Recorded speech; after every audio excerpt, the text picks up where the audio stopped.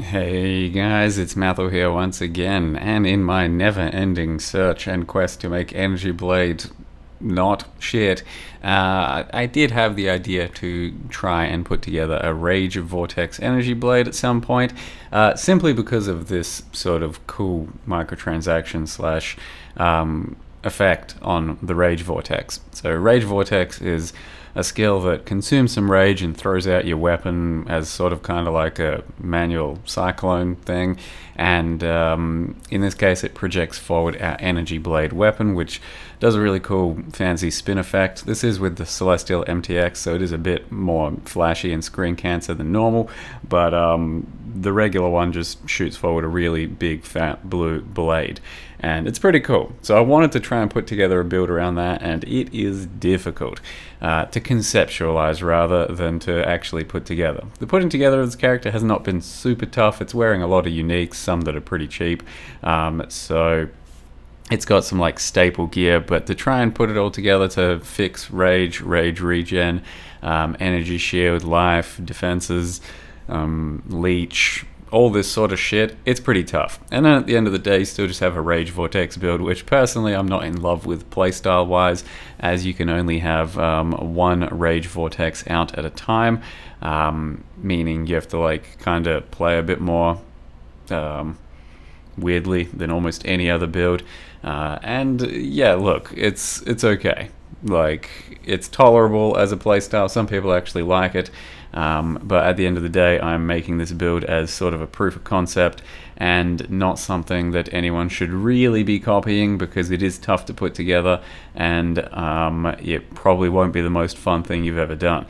That said, I do see huge potential in this, and I wouldn't be doing it if I didn't. The idea is to actually scale quite a lot of energy shields, so that then our weapon has something like, I don't know, 5,000 top-end lightning, some shit like that, for a two-hander. And then since Rage Vortex scales off of Warcries pretty well, we are strength and int stacking to have a lot of strength, a lot of int. That's for energy shield purposes, that's for Battlemage's Cry purposes, and also Iron Will, as well as the Inquisitor crit nodes. So we are basically crit capped at all times. We have a lot of extra damage from Battlemage's Cry going off, and then Intimidating Cry doubles the damage of the Rage Vortex as in its entirety, so it's going to be a double damage button press whenever I put that into the build as well. Yet to do that just because it hasn't been necessary. So in theory we might be reaching tens of hundreds of millions of DPS, but I'm yet to take it too far in endgame or anything, and we'll see how it progresses.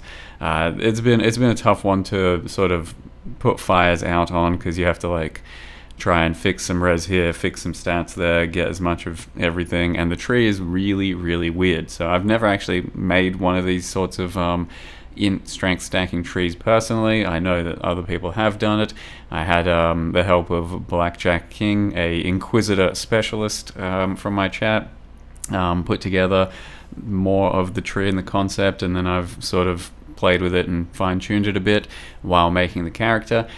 Simply put, I just really didn't want to have to stare at a POB for a long time to figure this thing out, because it isn't what I like doing, theory crafting, POBs and shit like that. I want to actually get in there and start messing about with a character, and then building it as it goes and figuring out what it needs while you play it.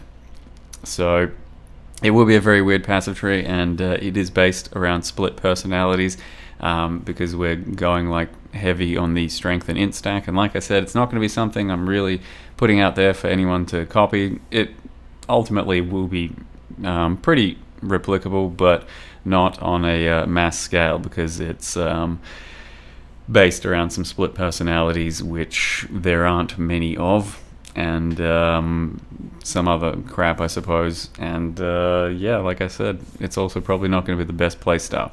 I've made a Rage Vortex before. If you're just looking into doing a regular Rage Vortex, it's a Berserker with Void Forge, and it does big damage, but it doesn't really solve the playstyle issue that I don't particularly love. But that said, some people still do love it, and that might be you as well. Who the fuck knows? So with that said, I've yet to take this any further than just some mapping. Still trying to level up, because the more levels, the better the passive tree. Really still fine-tuning everything there. But end game soon, and big DPS soon. If it ends up taking on like all of the Ubers and shit and just completely destroying stuff, then it'll be a big success, because playstyle isn't amazing for mapping, but it's justifiable if it does insane DPS. And I think it might. I think it just might. So in any case, let me go ahead and show you what the passive tree looks like so far, and what the gear looks like so far as well. But bear in mind, still going to be a work in progress, and just a little bit of extra fine-tuning to be done in the next few days. So here's the character at the moment, level 88 starter build enthusiast, because obviously Energy Blade with like some whack-ass gear and tree and all that isn't much of a starter build, and it's probably not even an end build for almost anyone else. Proof of concept, something like that, we'll see. So level 88, currently you can see I've got 6.8k energy shield. That's while after it's cut in half from the starting point of 13.6 thousand. The concept is a lot stronger if you put much more money into it with an ivory tower, which gives you more energy shield based off your life reserve, and then also stealing some guardian ascendancy nodes. So we're talking like this entire concept should be done with like an extra 50 divines worth of gear or ascendancies and stuff, but I'm trying to do sort of a different more budget version that ends up using a Ghost Wrath instead. So we cut our life pool in half, but then we get a lot more energy shield out of it, and then we don't use the guardian jewels for a bunch of extra energy shield and armor in the end. So it's worse. There's pretty much no denying that it's worse, but it ultimately is a lot cheaper, and that's a lot more doable. And also it means that I can use Chainbreaker to solve my rage issue instead of using a non-stop flask coruscating elixir loop. So to make rage work, we do need constant, to make rage vortex work, we do need constant refueling of rage, and I'm getting that from Chainbreaker. So just real quick, this is what Energy Blade looks like with the Rage Vortex without any microtransactions. Still very cool and a lot less damaging to the eyes. But as you can see, once you use your Rage Vortex, it consumes some of your rage, and then with enough mana regen, thanks to Chainbreaker, you can keep replenishing that cost pretty reliably. And you do really want to get a lot of extra rage regen to make it a remotely playable lifestyle, because without that you're going to be pressing your other buttons. So War Chief takes 10 rage, Protector takes 10 rage, that's 3 rage, 3 rage, 3 rage. Like, pressing all these buttons, and your playstyle with the Rage Vortex means you're just going to be like constantly low on rage, and it's going to be not very fun to actually then map with, play with. So we get a lot of extra mana regen, and at this point you should be able to see that my mana regen is 373, so just a little bit more, and it's going to be another point of rage regen. It's almost 16 rage a second, which is pretty damn decent at this stage, because that's what Chainbreaker does. Rage per 25 mana regen applied. So that's what the Energy Blade then looks like. We go with a two-hander because just way more damage that way. You get a lot of crit to begin with, thanks to Energy Blade, the way it just is. And essentially, if you don't know what Energy Blade is still for some reason, then it's just a buff that applies, that cuts your energy shield in half, and then turns whatever weapon you have into this Energy Blade weapon. And it's just difficult to build around because you have to scale your energy shield, then gets cut in half, and then everything else on top of that. The only real things to mention are that it keeps your sockets. So if you put an abyssal socket onto a weapon, it will actually keep that as well. But in this case, I'd rather have a 6-link that's nice and easy to manage. So there we go, just any old 6-link with 6 whites in this case. And then turn it into an energy blade, and there we go. So then Rage Vortex, and the only other interesting stuff is going to come in a second after I show you the passive tree. So the passive tree is based around int and strength stack for crit over here. We then also have Iron Will to turn some of our strength into spell damage, and then our spell damage into attack damage with some Battle Mage's Cry action. Other than that, strength and int also serves as extra melee damage for just this shit, and then int, which scales our energy shield and lets me actually get a lot of energy shield while basically just maintaining that my energy shield scaling serves as damage as well. So the tree basically travels a lot around the place because it's picking up strength, it's picking up int, and then trying to make its final stopovers for some split personality action. In this case, we've got 2, 1 over here and 1 over here, 5 strength, 5 int, and this one gives 56 and 56. This one gives 65 and 65. We could keep going and pick up this one here and even down here, but I've currently deemed it not worth to keep traveling because I do need to actually pick up some of the stuff more localized around my passive tree. So we've got a Lethal Pride over here that gives us Chainbreaker. As well as that, it's got some strength nodes, strength, strength, strength, and some leech over here.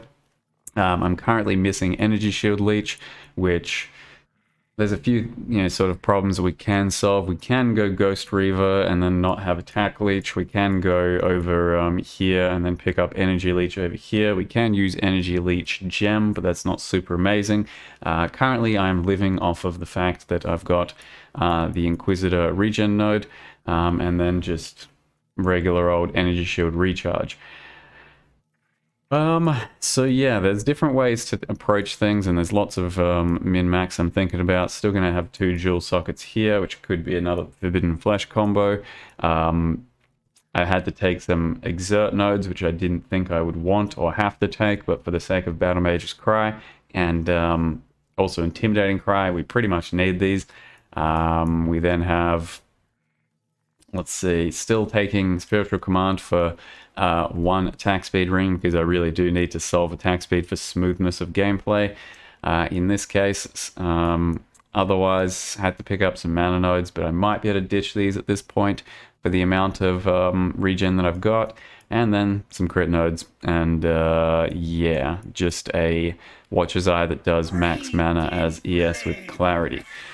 Aside from that, using Shaper's Touch, which solves a lot of accuracy issues, it also gives us a lot of energy shield thanks to the strength scaling, and that's the important stuff there. We then use Ghost Wrath, like I said, to convert a lot of life into ES, a ring with mana regen, int, a belt, which does look pretty spicy. For this type of build, it's about as good as a belt can be, but you can kind of reliably make these belts.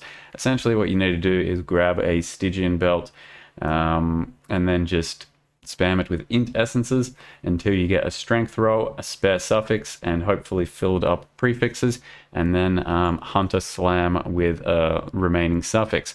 That's how I got this belt. I got a tier 2 attribute roll in the end. A tier 1 attribute roll or a tier 2 attribute roll is something like 2 in 8 because there's like maybe 8 rolls and it's weighted similarly, so it is reliable enough to make that. You then lock suffixes, reveal with a Veil Orb, and then finish it off like that.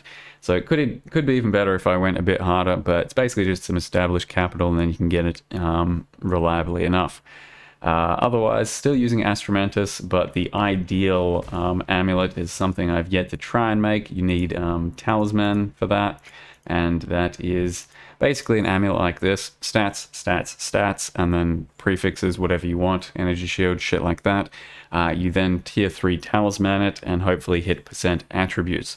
So that's a bit of a, like YOLO, it's like a 1 in 10 or some shit. It's just something that will take a long time for betraying, but it is doable, and that's going to be better than Astromantis. Currently, still just using Astromantis. We've also got a lot of damage scaling coming from Crown of the Inward Eye for Transfiguration of Soul, Body, and Mind. And yeah, that's basically the build for now. Both the totems should end up doing a lot of extra damage in the end too. Something like 50 mil maybe total, who the fuck knows. and then the Rage Vortex hopefully is dealing like 100 mil. Some shit like that. So it should be a big DPS build, just really uncomfortable to play, but we'll see if we even get it there. Currently I'm still using a mana flask, just because Chainbreaker turns off your mana regen, and that's kind of annoying. So yeah, there's still some problems I'm fixing, and we'll see how we go. Hope you guys enjoyed the video and the concept. Thank you very much for watching, and see you guys next time.